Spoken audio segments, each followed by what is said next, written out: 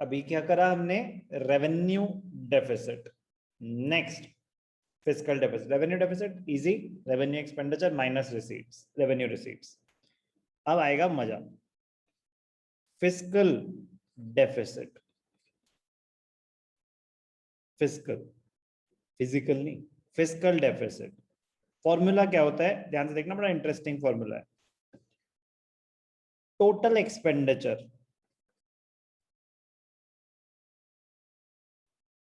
Minus total receipts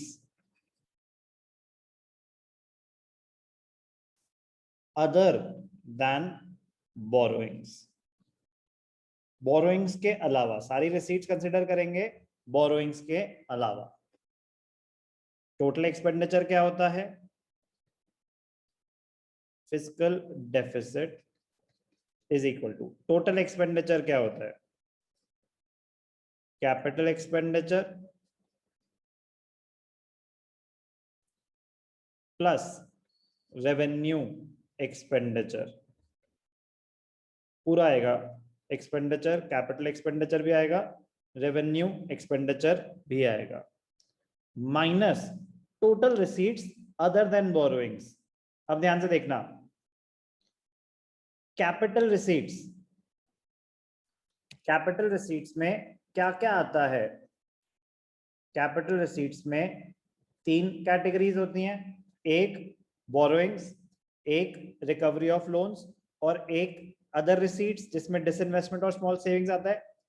कह रहे सब कुछ कंसिडर करो कैपिटल रिसीट्स में अदर देन बोरोइंग्स। इसको नेट ऑफ बोरोइंग्स भी बोलते हैं। कह रहे बोरोइंग्स के अलावा capital receipts plus revenue receipts सारी।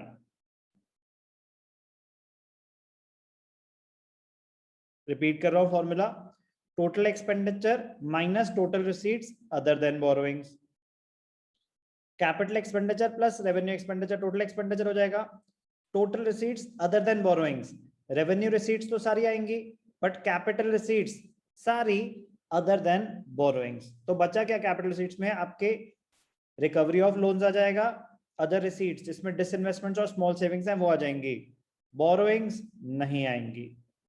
अब ध्यान से देखना, बड़ा ही इंपॉर्टेंट पॉइंट है, fiscal deficit, fiscal deficit is also equal to borrowings, fiscal deficit is also equal to borrowings. अरे क्या, फिस्कल डेफिसिट का फॉर्मूला है total expenditure minus total receipts other than borrowings. तो वो सारी हमने कहानी सुन ली, कह रहा है और fiscal deficit is also equal to borrowings. कैसे, ये अभी हम समझेंगे, ध्यान से देखना, बड़ा मजेदार पॉइंट है। क्रिएट करते हैं एक इमेजिनरी बजट, रफ सा फॉर्मेट, आप वैल्यूज बताएंगे, इमेजिनरी बजट क्रिएट करते हैं। तो राघव आप मेरी हेल्प करेंगे? Yes sir. ठीक है,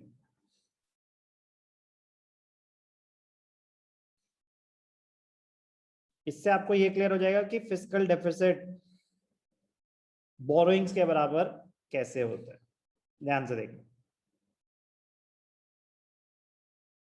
इमेजिनरी फॉर्मेट है, कोई ऐसा नहीं कि ऐसा फॉर्मेट है, तो उनका तो वर्टिकल फॉर्मेट है, तो मैं आपके अंडरस्टैंडिंग के लिए ऐसे कर रहा हूं।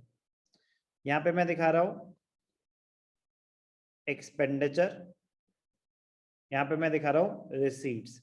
ये सिर्फ अंडरस्टैंडिंग के लिए है, कोई ऐसा फॉर्मेट नहीं होता। Rupees in crore, rupees in crore expenditure. तो रेवेन्यू एक्सपेंडिचर कुछ भी बोलो, sir 50 crore. 50 crore. Revenue expenditure के कुछ एग्जांपल्स बताओ राघव।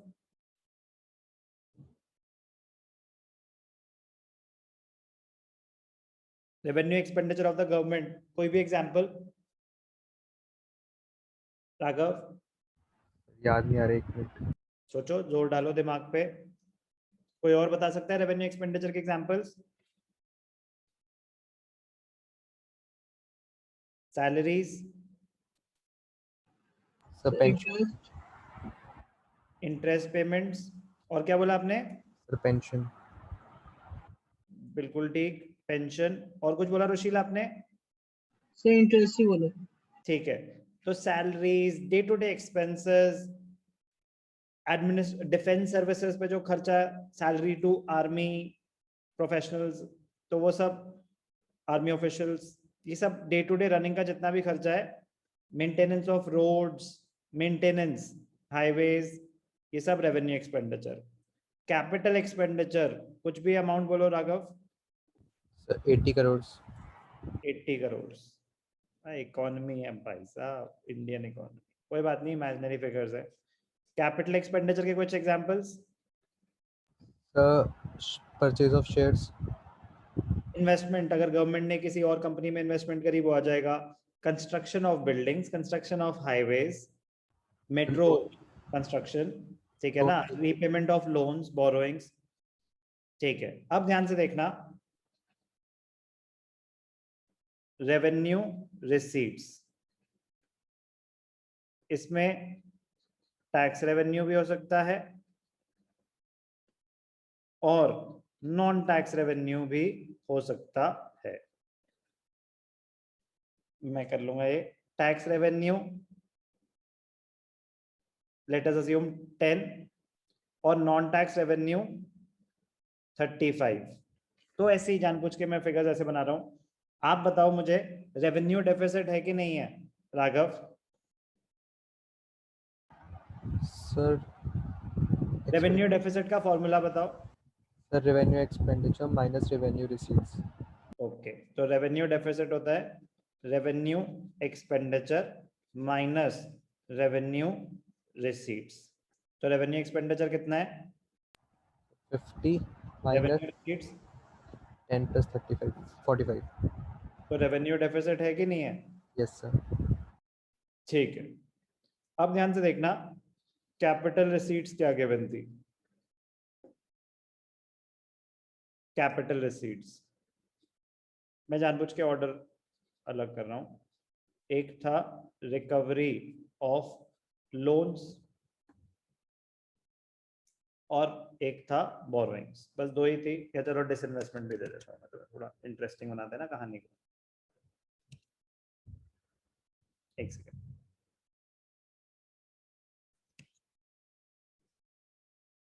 डिसइन्वेस्टमेंट और बोरोइंग्स।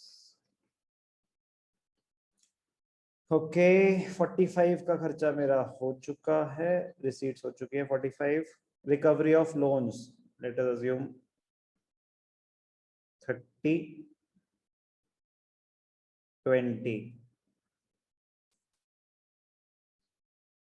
ये कितने हो चुके हैं? 50। ये टोटल तो सेम होना ही चाहिए। अब ध्यान से देखना, very very important part,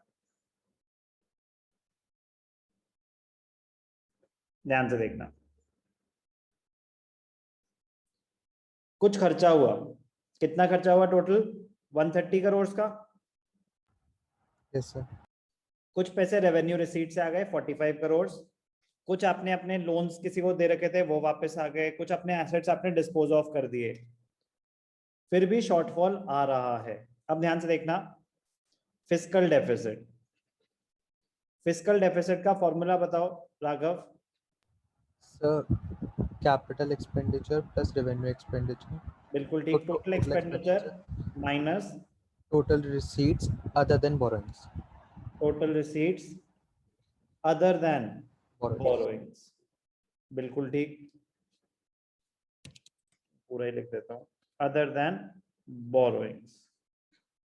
total expenditure, revenue expenditure plus capital expenditure, 50 plus 80 minus total receipts, तो कितनी थी? 10 प्लस 35 प्लस 30 प्लस 20, यस और नो? Yes sir. तो 50, 80, 130, एक सेकेंड,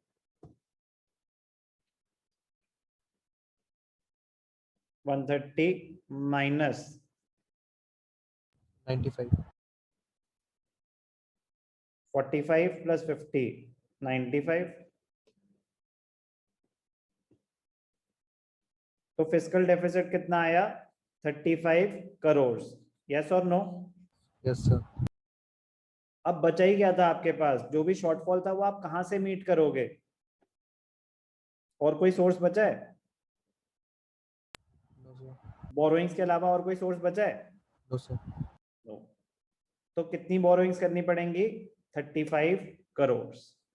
तो जो फिस्कल डेफिसिट है, total expenditure minus total receipts other than borrowings, it will always be equal to borrowings. Yes or no? Yes, sir. So therefore we can say that fiscal deficit is equal to borrowings. ये बहुत बहुत बहुत important point होता है. तो formula clear है, और कैसे वो फिस्कल डेफिसिट और बोरोइंग्स एक बराबर होते हैं, दोनों चीजें क्लियर है. सर एक्सक्लूडिंग बोरिंग्स ही क्यों, कुछ और क्यों नहीं? मतलब क्योंकि हमने जो है सिर्फ बोरिंग्स को क्यों हटाया? वो उनका फॉर्मूला है कि what do you mean by fiscal deficit. कह रहे हैं कि फिस्कल डेफिसिट अगर कैलकुलेट करें तो गवर्नमेंट ने फॉर्मूला क्रिएट करना कि फिस्कल डेफिसिट कितना है. कह रहे फिस्कल डेफिसिट क्या होता है? कह रहे फिस्कल डेफिसिट होता है total expenditure minus total receipts other than borrowings. Why other than borrowings? क्योंकि बाकी सब में कोई आप किसी और पे रिलाय नहीं कर रहे. अगर बचा क्या? कैपिटल रिसीट्स में तीन चीजें आती हैं. रिकवरी ऑफ लोन्स, जो आपने ही लोगों को लोन दे रखे थे वो आपने पैसे वापस मांग लिए. कोई नेगेटिव बात तो नहीं है? No sir. Next, other receipts, disinvestment, आपके कुछ स्टेक्स थे कहीं पे, वो आपने डिस्पोज ऑफ कर दिए, तो अपना ही एसेट डिस्पोज ऑफ कर रहे हो. Yes sir. स्मॉल सेविंग्स हैं, वो शॉर्ट उनका सिग्निफिकेंस उतना उतना कोई बड़ा अमाउंट नहीं होता. वो कह रहे हैं तो शॉर्ट टर्म में रिटर्नेबल है. इनमें से किसी में कोई नई करेंसियां तो नहीं छप रही. No sir. हम किसी फॉरेन गवर्नमेंट से लोन्स तो नहीं ले रहे. No sir. तो खुशी खुशी स्मॉल सेविंग्स करते हैं कि उस पे वो पैसे कमाएंगे. हमने तो उधार नहीं मांगा था. No sir. तो हमारे बिना लोगों से पैसा बोरो करे हुए क्या सिचुएशन आ रही है इकोनॉमी में, ये बताता है फिस्कल डेफिसिट. तो अगर फिस्कल डेफिसिट है तो इसका मतलब हमें कुछ पैसा बोरो करना पड़ेगा. Okay sir. कितना बोरो करना पड़ेगा वो हमें फिस्कल डेफिसिट बताता है. कितना हमें दूसरों से पैसा लेके अपना खर्चा मीट करना पड़ेगा वो फिस्कल डेफिसिट बताता है. Clear? Yes sir. Good question. चलो अब हम डिटेल में पढ़ेंगे मीनिंग एंड इम्प्लीकेशंस. अभी हमने सिर्फ और सिर्फ फॉर्मूला अंडरस्टैंड करा था.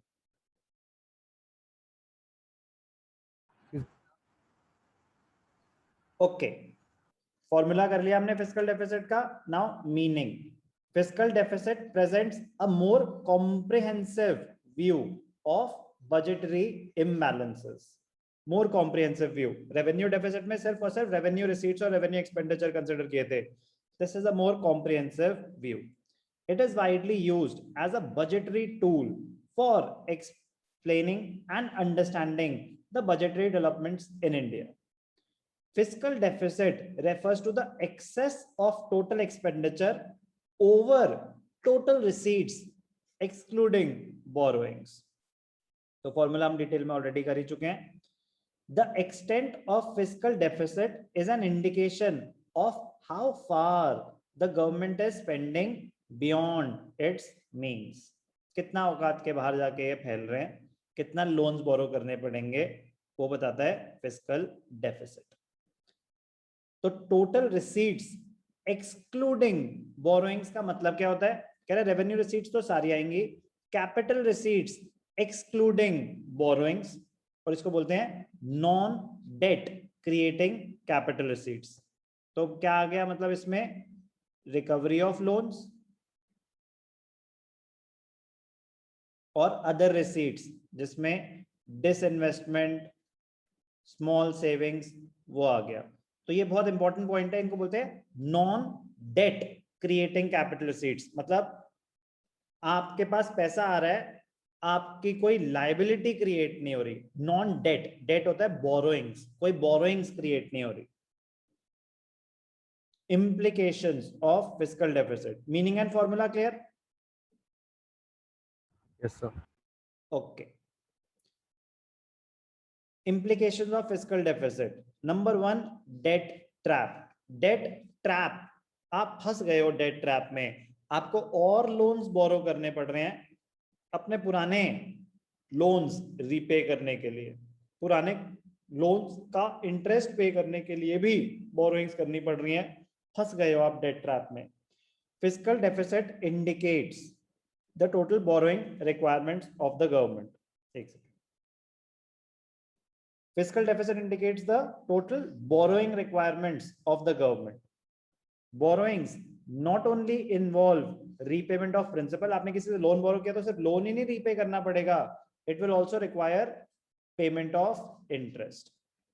Interest payments increase the revenue expenditure. अब आपने लोन बोरो किया तो नेक्स्ट टाइम आपका रेवेन्यू एक्सपेंडिचर पहले से और ज्यादा हो जाएगा इंटरेस्ट बर्डन की वजह से। यस और नो? Yes sir. और ग्रोथ नहीं हुई तो आगे जाके डेफिसिट और बढ़ता जाएगा या कम होगा? तो बढ़ता जाएगा। तो डेट ट्रैप में फंस सकते हो, which leads to revenue deficit, interest payments की वजह से।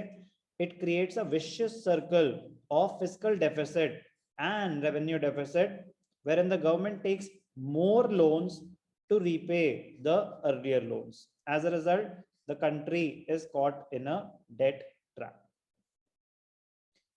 Again, it leads to inflation. Government mainly borrows from the RBI to meet its fiscal deficit. Mainly सिर्फ आरबीआई से नहीं, और भी ऑप्शंस होते हैं, बट जब जब वो आरबीआई से बोरो करती है तो क्या होता है वो, it leads to new currency to meet the deficit requirements. इसको बोलते हैं deficit financing.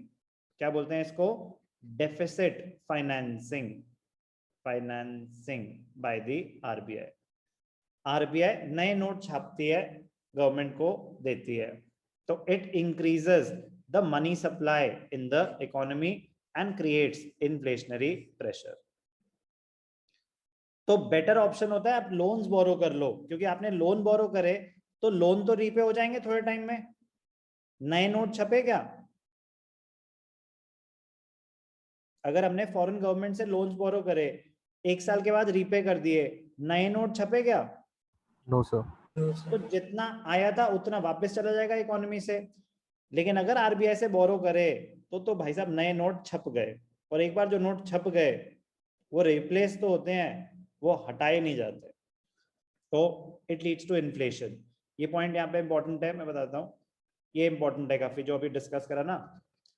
Sources of financing fiscal deficit, कह रहे अब डेफिसिट हो गया तो हमारे पास क्या बोरोइंग्स हैं, कह रहे borrowings include borrowings from public banks, foreign governments, इसमें नए नोट नहीं छप रहे, और एक होता है डेफिसिट फाइनेंसिंग जहां हम आरबीआई से बोरो कर रहे हैं। तो ध्यान से देखना, sources of financing fiscal deficit, government has to look out for different options to finance the fiscal deficit. The main two sources are, number 1, borrowings. Fiscal deficit can be met by borrowings from internal sources, public से पैसा raise कर लिया, national debt, commercial bank से, और external sources, foreign government से, international organization से। borrowings में ही included होता है borrowings from the RBI, उसको बोलते हैं deficit financing। ये भी borrowings का पार्ट है। कह रहे एक हो गया इंटरनल सोर्सेज की पब्लिक या कमर्शियल बैंक्स, वो नोट नहीं छाप सकते, फॉरेन गवर्नमेंट्स वो हमारे नोट नहीं छाप सकते। एक होता है बोरोइंग्स फ्रॉम आरबीआई, उसको बोलते हैं डेफिसिट फाइनेंसिंग, इसमें नए नोट छपते हैं। तो the government may borrow from RBI against its securities, तो गवर्नमेंट को सिक्योरिटीज प्रोवाइड करनी पड़ती हैं, बट जो नए नोट छपेंगे, this process is known as deficit financing. ये बहुत बहुत बहुत इंपॉर्टेंट क्वेश्चन है कि borrowings are considered as a better source of meeting the deficit as compare to deficit financing, और if I can put it in another way, borrowings from internal sources or the foreign governments is considered as a better source rather than borrowings from RBI, क्योंकि एक बार जो note छप गए वो inflation money supply बढ़ा देंगे. Borrowings are considered a better source as they do not increase the money supply, which is regarded as the main cause of inflation. On the other hand, deficit financing may lead to inflationary trends in the economy due to more money supply. Foreign government से आपने बोरो करे तो उस time पे तो circulation में आ गए पैसे, तो वो टेम्पररी इन्फ्लेशन होगी, क्योंकि जब आप रीपे करोगे वो लोन्स तो इकोनॉमी से पैसा वापस भी तो चला जाएगा. बट जो आपने आरबीआई से बोरो करे वो नोट तो छप गए. तो implications, debt trap, inflation, foreign dependence. अब आप किसी से लोन बोरो करोगे तो वो आपको डोमिनेट करने की कोशिश तो करेगा. New economic policy Indian economics में हम पढ़ेंगे तो 1991 में हमें, क्योंकि बहुत ज्यादा हमारे फॉरेन रिजर्व्स बिल्कुल पाइप आउट हो चुके थे, तो हमें काफी ज्यादा ऐसे एग्रीमेंट्स साइन करने पड़े थे जो हमारे ग्रोथ के अगेंस्ट थे, फॉरेन गवर्नमेंट्स के फेवर में थे. बट जो लोन दे रहा है वो आपको डोमिनेट करने की कोशिश करेगा. Government borrows from the rest of the world, which raises its dependence on other countries. It hampers the future growth. So related to debt trap, borrowings increase the financial burden. Loan ज्यादा है तो आगे जाके interest भी ज्यादा ही होंगे, तो burden बढ़ता जा रहा है. It adversely affects the future growth and development prospects of the country. Implications of fiscal deficit very very important. फॉर्मूले में आपको सारे पहले ही डिटेल में करा चुका हूं. तो meaning and implications of fiscal deficit very very very very important.